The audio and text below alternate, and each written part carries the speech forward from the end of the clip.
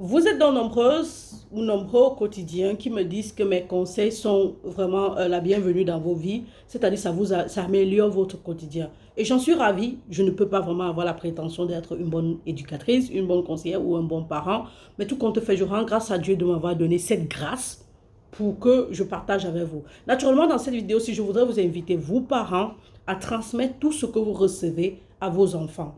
Je suppose qu'on on avait l'habitude de copier nos parents, même quand ce n'était pas mauvais, parce que c'est tout ce qu'on voyait. Mais aujourd'hui, avec la venue des technologies, de la technologie, des réseaux sociaux, et nous autres qui nous battons pour un monde meilleur, vous devriez pouvoir copier le bon exemple et partager aux enfants. Au-delà des valeurs comme on ne vole pas, on ne triche pas, on ne fait pas ceci que vous pouvez transmettre à vos enfants, je veux particulièrement parler des habitudes de vie saines et du bon style de vie. Les enfants doivent être au courant de ça. Je suppose que vous ne le saviez pas et que maintenant vous allez le savoir parce que je vais partager avec vous dans cette vidéo.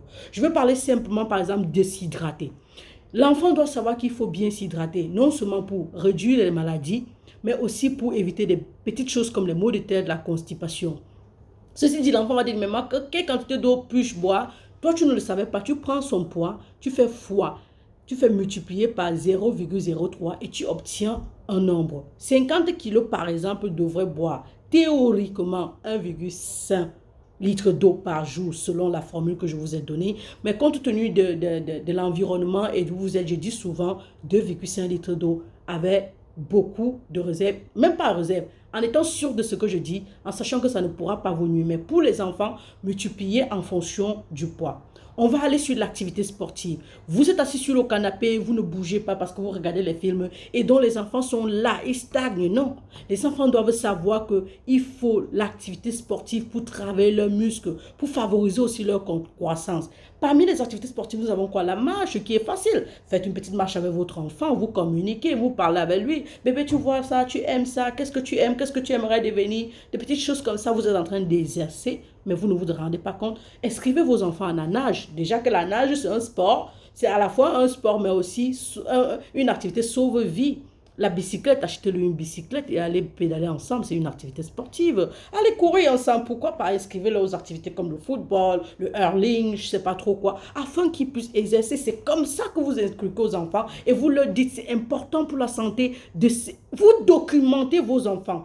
Vous leur donnez du savoir, c'est une forme d'éducation, mais de belles valeurs que vous leur donnez pour avoir des bonnes habitudes de vie. Dites à vos enfants, on n'achète pas les médicaments dans les rues, on ne boit pas la rue, on ne boit pas les médicaments n'importe comment. Vous êtes en train de réduire l'automédication. Si vous pouviez servir d'exemple, ça serait mieux. Mais on va comprendre que peut-être vous le faites parce que vous n'avez pas de l'argent, mais ne leur montrez pas que c'est le bon chemin. Parce que quand vous achetez, vous pouvez être conscient, mais eux, ils vont aller acheter pour des choses banales, comme par exemple l'avortement. Ou alors acheter pour faire lever leur truc, surtout pour les enfants, les adolescents 12 à 13 ans qui ont des petits trucs. Leurs amis vont dire, va acheter telle chose, ça va te faire te lever, les filles vont t'aimer. Des petites choses comme ça, il va l'acheter. Simplement parce que toi, le parent, papa ou maman, tu ne lui as pas dit que ce n'est pas bon de le faire. Donc, à travers cette vidéo, tu pourras et tu devras lui dire, ça commence dès l'âge zéro, day zero. Like, when is day zero? When they are out of the tummy. C'est que tu les sors du ventre. C'est le moment idéal de commencer avec l'éducation. Et donc, là, tu vas inculquer aux enfants les bonnes habitudes alimentaires. Il faut mâcher les repas, il faut avoir les heures pour manger. 3 repas principaux par jour et 3 goûters entre les repas. Les goûters ne sont pas lourds. Tu fais ça parce que tu ne veux pas que l'enfant devienne boulimique demain ou après-demain, mais aussi parce que tu veux que l'enfant puisse se contrôler lorsqu'il sera adolescent et qu'il ira dehors avec ses amis, qui ne mangent pas de tout et de rien. Naturellement, tu vas lui éviter de manger le poison un jour, mais aussi tu vas lui éviter d'avoir des indigestions à répétition. Tu apprends à l'enfant qu'on ne mange pas avec la télévision allumée. Tu commences dès le bas âge. Non, on ne visionne pas quand on mange. On n'a pas le téléphone à main quand on mange. On mange en famille quand papa et maman ont l'opportunité. Mais sinon, si nous ne sommes pas là, tu manges à table avec tes frères et sœurs. C'est ce qu'on appelle l'esprit de famille. Et quand on mange, on doit être content, bébé. On doit être toujours heureux parce que la vie est belle. Le Seigneur nous donne la grâce d'être en santé et ce n'est pas acquis. D'accord, mon chéri? On mange à table. Ce sont des bonnes habitudes que tu lui apprends. On ne grignote pas tout le temps, mon cœur. Ce n'est pas tout ce qu'on voit qu'on mange. Si tu pouvais servir d'exemple, ce sera bien. Mais je sais que tu grignotes tout le temps. Voilà pourquoi je travaille sur toi afin que tu puisses transmettre à ces enfants. Est-ce que je serais en train de faire quelque chose de mauvais? S'il te plaît, Ne perds pas l'opportunité de me le dire en commentaire. Ou peut-être je le fais mal, j'aimerais apprendre de toi. Alors tu me mets ça en commentaire, d'accord? Mais s'il te plaît, si tu peux partager la vidéo ou alors t'abonner, ce sera encore juste parfait. Parce que tu ne perdras jamais à m'écouter. Ah non, naturellement, quand tu m'écoutes, tu en apprends beaucoup pour ton quotidien et tu peux partager. J'ai parlé de l'eau tout à l'heure. Je ne vous ai pas mentionné l'eau chaude à 50 degrés. Oui, parce que chez les enfants, 50 degrés, c'est un peu de trop. Mettez-le à 37 degrés, c'est bon. Mais apprenez-leur à boire cette eau parce qu'elle n'est pas polluée, elle est privée de micro-organismes, mais aussi ça facilite la digestion et ça permet aussi de relaxer, mais aussi d'avoir un bon sommeil. Naturellement, il y a des heures pour boire, on ne peut pas boire après 22 heures, surtout chez les enfants. Sinon, ils vont pisser au lit, même s'ils avaient déjà arrêté de pisser au lit. Et donc, il y a plusieurs autres habitudes du bon style de vie qu'il faut enseigner aux enfants, comme par exemple contrôler la couleur de ses urines. Bébé, la couleur des urines, c'est jaune clair. Si tu vois que c'est trop jaune, bébé, ça veut dire que tu ne bois pas assez d'eau. Si c'est trop clair, ça veut dire que tu en bois excessivement. Tu te rappelles de la formule que je t'ai donnée au début? Il faut que bébé le sache aussi. C'est une forme de communication. Et tu verras que si tu fais ce que je dis, vous aurez un rapport assez différent. Vous aurez un rapport très étroit. Il sera très collé à toi parce que de toi, il apprend. Mais si tu cries sur lui tout le temps, quand il te demande la nourriture, alors que tu n'en as pas assez, tu dis, va là-bas, viens me manger. Il aura peur, il sera refoulé. Pourtant, tu peux lui dire dans l'éducation, chérie, écoute, tu sais qu'on ne mange pas tout le temps, d'accord? On ne mange pas aussi de trop. Ce petit plat-là suffisait pour ton estomac. Si tu en prends de trop, ça va t'étouffer, tu auras les indigestions. Tu te souviens, chérie, tout à l'heure, tu auras ton goûter. C'est une forme d'éducation, d'accord? Je ne suis pas parfaite. Je fais des erreurs comme vous, mais je pense qu'on peut s'entraider en partageant ainsi. Une autre chose, c'est la couleur des sels et la consistance. Bébé, quand tes selles sont dures, quand ça n'arrive pas à sortir, c'est-à-dire que tu ne bois pas assez d'eau.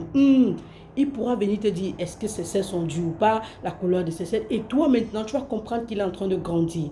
Naturellement, il faudrait que tu apprennes à l'enfant à se connaître son corps, l'accepter, accepter ses défauts parce qu'il est la créature de Dieu, s'accepter soi-même, pouvoir s'aimer tel qu'il est et pouvoir avoir la maîtrise de ses émotions. Quand il se fâche, là, il est tout petit, il se fâche, il fait les deux, tu dis, oh bébé, calm down, je t'écoute mon bébé.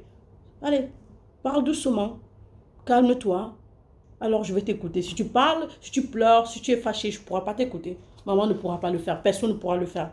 Et en apprenant cela à l'enfant, tu lui apprends aussi que chaque action qu'il fait aura des effets sur des personnes. Il ne veut pas blesser les sentiments des autres, tout comme il ne veut pas qu'on blesse ses sentiments. C'est de l'éducation. Au-delà de l'éducation sanitaire, mais ce sont des valeurs que tu lui transmets. Comme je disais hier à ma fille, on partait au cinéma, elle dit, on dit bad guy, c'est le bad guys de... Elle dit, I don't like it, it's scary. Je dis, non, on ne peut pas juger un livre à travers sa couverture, chérie, non. Si tu ne penses pas que... Allons regarder, si c'est que c'est scary, je vais t'arrêter comme ça, ou ton ami va t'arrêter, tu vois. Elle allait regarder, je dis, c'était comment? Oh, c'était bien. Je dis, mais tu disais que c'était scary, tu vois. Il ne faut pas juger le livre par sa couverture. C'est une façon de l'éduquer. Je vais devoir répéter ça au moins 10, 15 fois, 20 fois, mais je vais continuer de le faire. Parce qu'en tout cas, c'est ce qu'il faut faire avec les enfants. Ce que je vous dis, on répète encore et encore et encore et encore, jusqu'à X, je ne sais pas, X temps. Donc, il y a beaucoup de valeurs, un bon style de vie, il en faut beaucoup. Se reposer, par exemple, bien dormir, se documenter à travers la lecture. Bébé, quand tu lis, tu voyages dans le monde. Tu peux rêver grand. Tu peux opter pour d'autres choses. Tu peux apprendre à mieux te connaître, à mieux contrôler tes émotions et même à mieux prier, chérie. D'accord? Des petites choses comme ça qui vont aider. Tu apprends à l'enfant, tu lui dis que si c'est que tes cacas sont durs, ça veut dire que tu es constipé, ça veut dire que tu ne bois pas assez d'eau. Tu peux avoir mal à la tête, tu peux avoir les problèmes, tu peux avoir les hémorroïdes, tu peux même avoir des problèmes au niveau de l'intestin. Mais vous n'allez pas apprendre à l'enfant que chaque 3 mois je te purge ou chaque jour je te purge parce que tu ne chies pas. Ça, c'est pas bon. Vous allez enseigner à l'enfant que si tes cacas sont durs, ça va te blesser au niveau de l'anus, les hémorroïdes, et il n'y a pas de traitement pour ça. Ou alors vous continuez à croire qu'il y a des traitements. Vous devez apprendre aux enfants à se préserver, leur dignité, se couvrir le corps, ne pas s'exposer, mais surtout utiliser le préservatif parce qu'il y a les maladies sexuellement transmissibles à l'extérieur. À 13 ans déjà, vous devez déjà apprendre à l'enfant à utiliser le préservatif. Lui en parler. Tout comme vous expliquez à vos filles comment utiliser la garniture, leur dire que la garniture existe. Ou alors vous expliquez à votre fille de 7 ans que non, maman, bientôt ta prochaine va pousser, tu vois, il ne faut pas être surprise. Parce que la puberté peut tourmenter l'enfant. Si le parent ne lui explique pas que non, ton corps va changer, il va être tourmenté. Il ne faudrait pas qu'on lui dise ça sur les réseaux sociaux, on va le dire de la mauvaise façon. Il ne faudrait pas qu'on lui dise ça à l'école, tu ne sais pas comment on va le dire. Tu dois pouvoir contrôler cela. Est-ce que tu penses que cette vidéo aussi va être importante pour toi et pour les enfants? Tu me mets ça en commentaire, je serais ravie de te lire, d'accord? Et puis je vais m'améliorer, on va faire les choses de la meilleure façon parce qu'on veut un monde nouveau, un monde meilleur que celui que les réseaux sociaux sont en train de créer ou alors l'intelligence artificielle est en train de créer. La documentation, la lecture. Les enfants doivent pouvoir lire. C'est ce que vous ne faites pas. Servez du pas le bon exemple. Améliorez-vous. Les exercices de respiration profonde, de méditation consciente, l'autobiographie, de miroir. Vous trouvez ça dans ma chaîne YouTube Santé Prévention sur YouTube ou alors sur Facebook Santé Prévention ou encore sur TikTok Santé Prévention. C'était la Dame de la Santé 3.0 Dr. Thérèse, infirmière. Cheers.